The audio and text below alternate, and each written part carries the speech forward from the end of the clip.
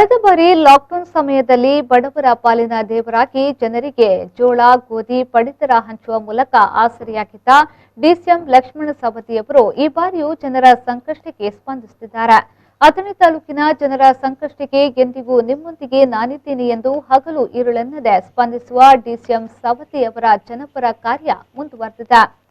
ಅಥಣಿಯಲ್ಲಿರುವ ಕಿತ್ತೂರು ರಾಣಿ ಚೆನ್ನಮ್ಮ ಮಹಿಳಾ ವಸತಿ ಶಾಲೆಯಲ್ಲಿ ಸುಮಾರು 60 ಹಾಸಿಗೆಗಳುಳ್ಳ ಉಚಿತ ಕೋವಿಡ್ ಕೇರ್ ಸೆಂಟರ್ ಅನ್ನು ಪ್ರಾರಂಭಿಸಿದ್ದು ನಾಳೆಯಿಂದ ಅಧಿಕೃತವಾಗಿ ಚಾಲನೆ ಆಗಲಿದೆ ಎಂದು ಉಪಮುಖ್ಯಮಂತ್ರಿ ಲಕ್ಷ್ಮಣ ಸವದಿ ಅವರು ಹೇಳಿದರು.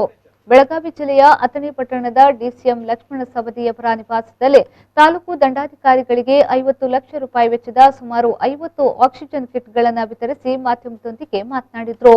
ಕೊರೋನಾ ಮಹಾಮಾರಿಯಿಂದ ಹೊರಗಡೆ ಆಸ್ಪತ್ರೆಗಳಲ್ಲೇ ಬೆಡ್ ಆಕ್ಸಿಜನ್ ಸಿಗದೆ ತೊಂದರೆಗೀಡಾಗಿರುವವರಿಗೆ ತಂದೆ ತಾಯಿಯವರ ಹೆಸರಿನಲ್ಲಿ ಇರುವ ಸತ್ಯ ಸಂಗಮ ಪ್ರತಿಷ್ಠಾನದ ಮೂಲಕ ಸಂಕಲ್ಪ ಮಾಡಿ ಸದ್ಯ ಅಥಣಿ ಪಟ್ಟಣದ ಹೊರವಲಯದಲ್ಲಿರುವ ರಾಣಿ ಚೆನ್ನಮ್ಮ ಹಾಸ್ಟೆಲ್ನಲ್ಲಿ ಆಕ್ಸಿಜನ್ ಸಹಿತ 50 ಬೆಡ್ಗಳ ಅಬ್ಸರ್ವೇಷನ್ ಘಟಕ ಸ್ಥಾಪಿಸುತ್ತಿದ್ದು 7 ಲೀಟರ್ 35 ಹಾಗೂ 10 ಲೀಟರ್ 15 ಸಾಮರ್ಥ್ಯವುಳ್ಳ 50 ಆಕ್ಸಿಜನ್ ಕಾನ್ಸಂಟ್ರೇಟರ್ಗಳನ್ನು ಈಗಾಗಲೇ ಖರೀದಿಸಲಾಗಿದೆ. ಇದು ನಾಳೆಯಿಂದ ಸಾರ್ವಜನಿಕರ ಉಪಯೋಗಕ್ಕೆ ಬರಲಿದೆ ಎಂದು ಹೇಳಿದರು.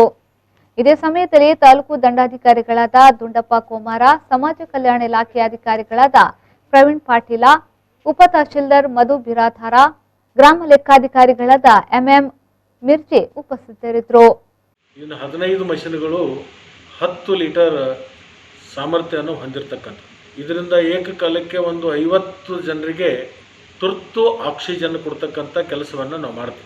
ಖಾಸಗಿ ಆಸ್ಪತ್ರೆ ಮತ್ತು ಸರ್ಕಾರಿ ಆಸ್ಪತ್ರೆಯಲ್ಲಿ ಯಾವಾಗ ಬೆಡ್ ಖಾಲಿ ಆಗ್ತಾವೋ ಆವಾಗ ಇಲ್ಲಿಂದ ಅವರನ್ನು ಅಲ್ಲಿಗೆ ಶಿಫ್ಟ್ ಮಾಡಿ ಪೂರ್ಣವಾಗಿರ್ತಕ್ಕಂಥ ಚಿಕಿತ್ಸೆಯನ್ನು ಕೊಡಲಿಕ್ಕೆ ಒಂದು ಕಾರ್ಯಕ್ರಮವನ್ನು ಹಮ್ಮಿಕೊಂಡಿದ್ವಿ. ರಾಣಿ ಚೆನ್ನಮ್ಮ ಮಹಿಳಾ ವಸತಿ ಶಾಲೆಯಲ್ಲಿ ತುರ್ತಾಗಿ 50 ಬೆಡ್ಗಳ ಒಂದು ಕೋವಿಡ್ ಸೆಂಟರನ್ನು ಮಾಡಿ ಅಲ್ಲಿ ಕೋವಿಡ್ ಕೇರ್ ಸೆಂಟರ್ ಅಂತ ಅದನ್ನು ಪರಿವರ್ತನೆಯನ್ನು ಮಾಡ್ತೀವಿ. ಕೆಲವು ದಿವಸದಲ್ಲಿ ನಂತರ ಕೃಷ್ಣ ಸಹಕಾರಿ ಸಕ್ಕರೆ ಕಾರ್ಖಾನೆಯ ಏನು ಸಭಾಭವನ ಇದೆ ಅಲ್ಲಿ ಸುಸಜ್ಜಿತವಾಗಿರ್ತಕ್ಕಂಥ 50 ಆಸ್ಪತ್ರೆಗಳನ್ನು ಬೆಡ್ಗಳನ್ನು ಪ್ರಾರಂಭ ಮಾಡಿ ಅಲ್ಲೊಂದು ಆಸ್ಪತ್ರೆಯನ್ನು ಪ್ರಾರಂಭ ಮಾಡಿ ಈ ಕೊರೋನಾ ನಿರ್ಮೂಲನ ಆಗುವವರೆಗೆ ಉಚಿತ ಸೇವೆಯನ್ನು ಕೊಡಬೇಕು ಅಂತ ಹೇಳಿ ನಾವು ಈಗಾಗಲೇ ಸಂಕಲ್ಪವನ್ನು ಮಾಡಿದ್ವಿ. ಸತೀಶ್ ಕೂಳಿ, ವಿ4 ನ್ಯೂಸ್, ಅಥಣಿ.